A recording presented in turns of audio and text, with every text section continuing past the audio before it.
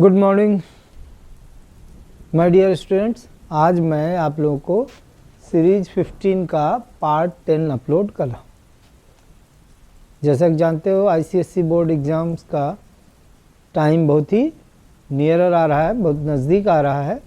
तो आप ये सारे स्पेसिमेन पेपर्स को one by one within a interval of 3 days practice, okay यानी 3 दिन के इंटरवल पर हर जो आपका स्पेसिमेन सेट है उसको आप बार बार प्रैक्टिस करिए।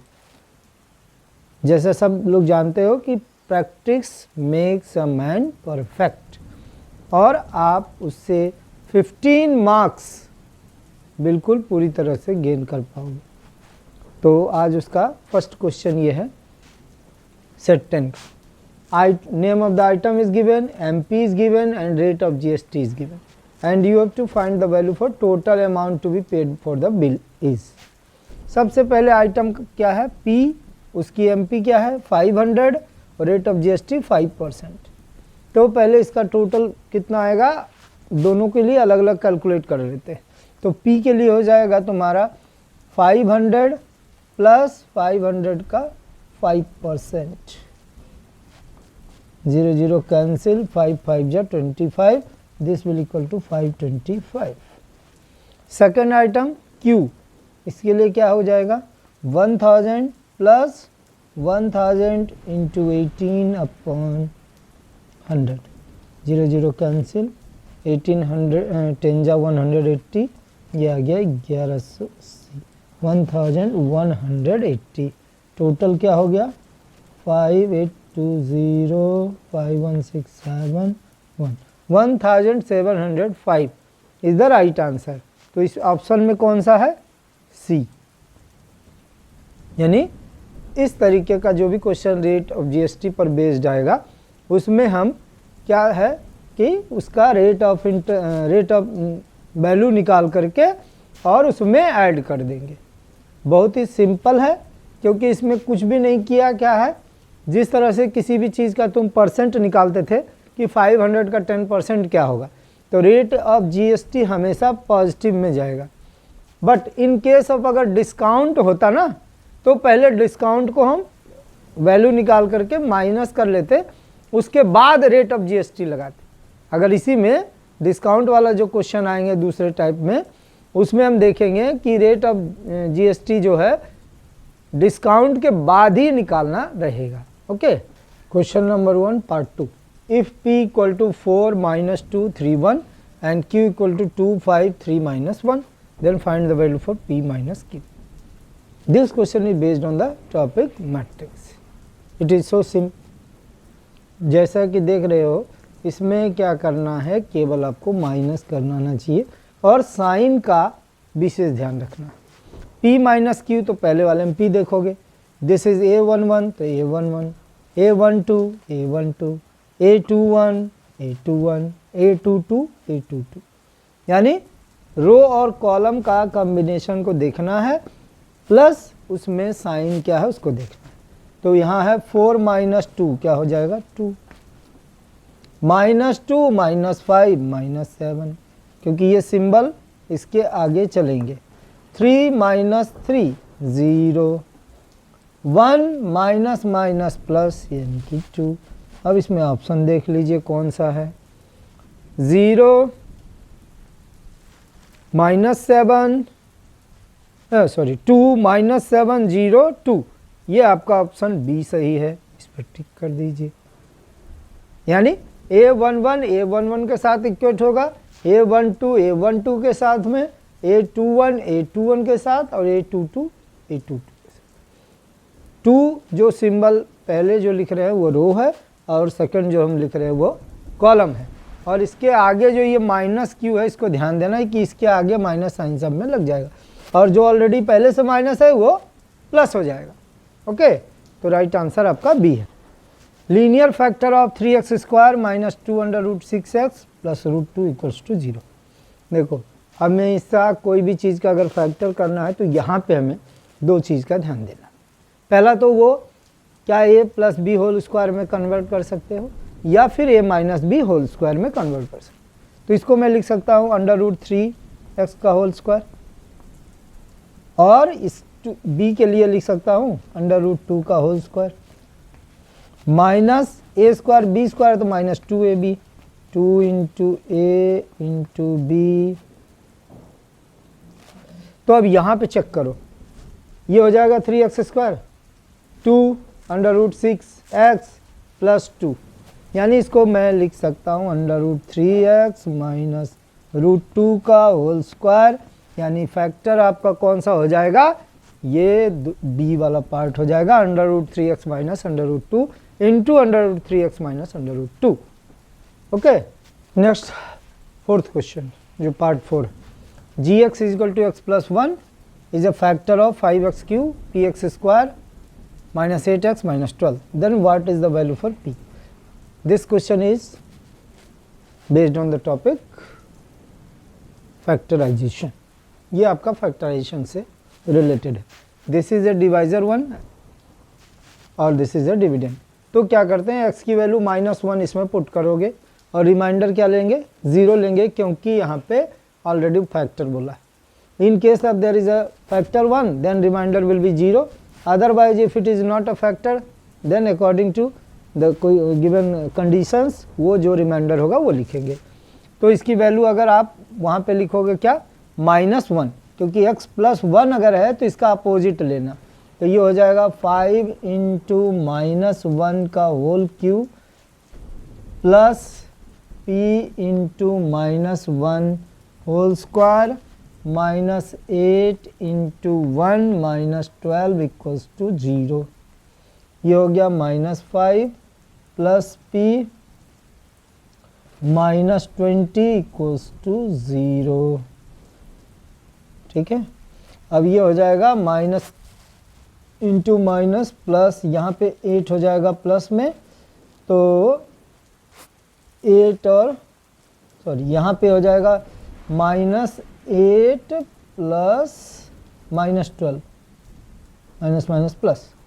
अब ये आ गया तुम्हारा 12 और 5 हो गया माइनस माइनस प्लस, यानी 17, और 17 में से माइनस करोगे और प्लस 8 करोगे तो आएगा -9, यानी p की वैल्यू आ जाएगी, इधर ट्रांसफर करोगे 9, तो राइट आंसर हो जाएगा सी। नेक्स्ट क्वेश्चन हमारा जो है 5th, वो nth टर्म है गिवन, बोला 8 टर्म निकालना है। क्या करेंगे, ऑलरेडी हमको मालूम है कि जिस टर्म की वैल्यू निकालना है वही उसमें पुट कर दीजिए। तो हो जाएगा 3 प्लस n के जगह पर 8/4, 8 और 3 11, 11/4, यानी राइट आंसर आपका हो जाएगा बी। ओके, नेक्स्ट क्वेश्चन हमारा जो है वो बेस्ड है ज्योमेट्री पर। There is a figure, in figure there is a 2 lines segments are given, AC and BD. This is an AC, second one is BD that intersect at point P, and according to the question this angle is given as 50, this is 30. We know that if 2 lines are intersect, then vertically opposite angles are equal, so this will be 50. Now angle C is equal to what, 50 plus 30, 180 minus 80, this is 100. Similarly, now in triangle APB and DPC, both are similar one, because the sides of the given triangle that is equal in ratio, so this will equal to 50, that is 50, so this is 30. Now angle B is equal to 100. So according to question PBA is 100 degree. So right answer is D. Okay.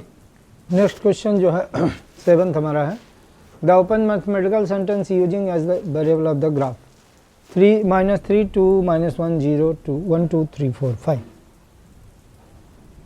यानी ये हमारा किस उस format में आएगा।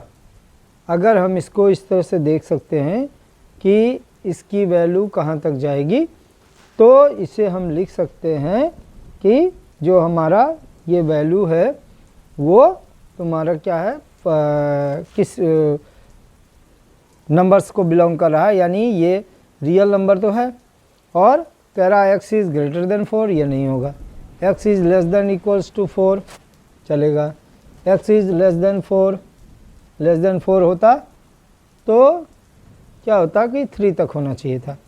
इसलिए ये आपका इसमें जो आंसर होगा वो बी पार्ट होगा, क्योंकि 4 तक इसमें हमने डॉटेड लाइन दिखाया।